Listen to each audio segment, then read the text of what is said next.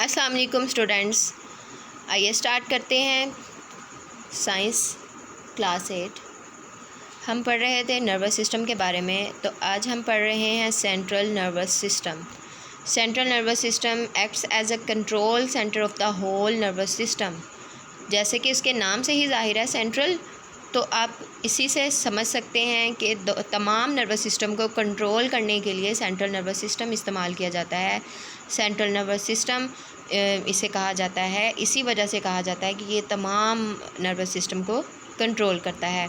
इसमें कौन सी दो चीज़ें शामिल हैं, हम पीछे भी पढ़ चुके हैं, brain and spinal cord. Brain दिमाग, जिसके बगैर इंसान ना सोच सकता है ना ही कोई काम कर सकता है। Human brain is enclosed in a bony skull called cranium and consists of billions of interneurons. It is divided into following parts.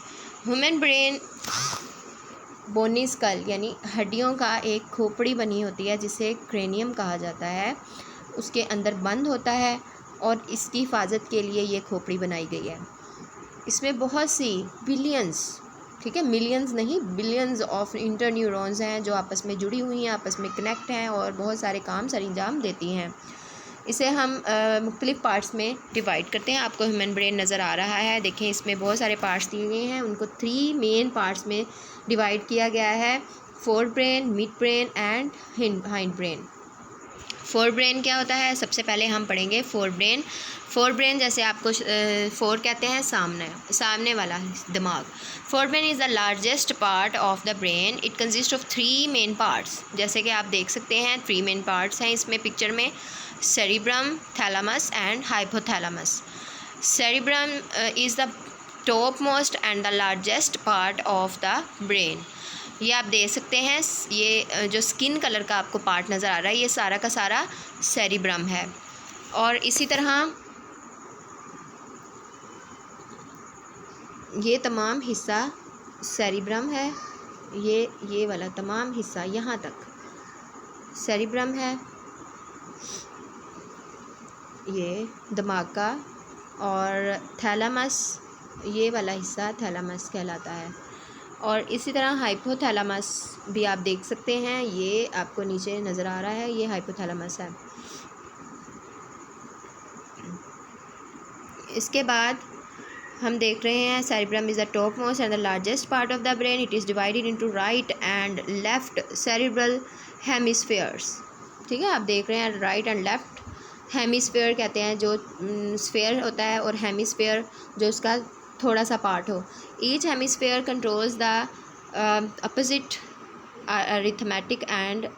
opposite side of the body. In general, the left hemisphere controls speech, comprehension, arithmetic and writing. The right hemisphere controls creativity, special ability और artistic and musical skills. तो ये जो भी हमारी बोलने से मुतल्लिक हैं, सोचने से मुतल्लिक हैं और समझने से मुतल्लिक, लिखने से मुतल्लिक चीज़ें हैं, वो लेफ़्ट हेमिस्फेयर करता है। और राइट हेमिस्फेयर कोई भी क्रिएटिविटी है या हमारी आर्टिस्टिक, म्यूज़िकल, जो जितनी भी स्किल्स हैं वो राइट हेमिस्फेयर सर अंजाम देता है। इनसाइड सेरिब्रम के अंदर there is a small structure called thalamus. पहले सेरिब्रम है और उसके अंदर एक येलो कलर का आपको थैलामस नज़र आ रहा होगा। और वो करता क्या है, it controls many sensory functions. ठीक है, सेंसरी फंक्शंस, आप सेंसरी ऑर्गन्स को जानते हैं, तो ये तमाम बहुत सारे सेंसरी फंक्शन को कंट्रोल करता है। Hypothalamus lies at the base of thalamus. ठीक है, हाइपोथैलामस इसकी बेस पर मौजूद है। It controls body temperature, hunger and thirst. तो बॉडी टेम्परेचर को इसने मेंटेन रखना है, जो भी हमें भूख लगती, प्यास लगती, वो उसने हमें बताना है। नेक्स्ट हमारा टॉपिक है मिड ब्रेन। मिड ब्रेन ये दरमियान का हिस्सा। मिड ब्रेन आप देख रहे हैं, दरमियान में जो हिस्सा मौजूद है उसे मिड ब्रेन कहेंगे। Mid brain is a small part of the brain which is present below the cerebrum. It receives information from sense organs which is then passed to the appropriate part of the forebrain. Mid brain ने तमाम sensory information को collect करना है, receive करना है sense organ से, और उसके बाद उसने फोर ब्रेन के ख़ास हिस्सों को उसे पास कर देना है। इसका यही काम है। हाइंड ब्रेन क्या क्या करता है? 3 पार्ट्स पर मुश्तमिल है। सेरिब्लम, ठीक है, cerebellum and pons and medulla oblongata, ये 3 इसके नाम हैं। आप देख रहे हैं इसमें सेरिब्लम, ये नीचे ये जो इसके सेरिब्रम से नीचे वाला छोटा सा हिस्सा है उसके डार्क कलर में दिखाया गया आपको, सेरिब्लम है। और पोन्स आप देख रहे हैं, और इसी तरह मेडुला ओब्लोंगाटा, ये नीचे जो एक नाली सी जा रही है डक्ट की तरह, वो आप देख रहे हैं। Cerebrum lies under the back part of the cerebrum. It acts as a controller for maintaining the body balance and making precise and accurate movements. इसके 2 काम हैं। वो क्या करता है? कंट्रोलर, एज अ कंट्रोलर काम करता है बॉडी के टेम्परेचर को मेंटेन करने, बॉडी को मेंटेन रखने के लिए, उसके बैलेंस को, और प्रिसाइज एंड एक्यूरेट मूवमेंट्स, यानी हमें किस वक्त में कौन सी हरकत करनी है, कौन सी चीज़ को हरकत करना है, वो हमें दिखाता है। फॉर एग्ज़ाम्पल, अगर हमने चलना है तो हमने अपनी पाँव को हरकत करना है, हमने अपने हाथों को हरकत नहीं करना। इस तरह हाथ के काम जो है वो हम हाथों से करते हैं, पाँव से नहीं करते। Pons is an oval structure present beneath midbrain. Pons एक ओवल की तरह स्ट्रक्चर मैंने आपको भी दिखाया था, जो कि मिड ब्रेन से नीचे मौजूद है। It controls many functions like sleep, swallowing, equilibrium and taste.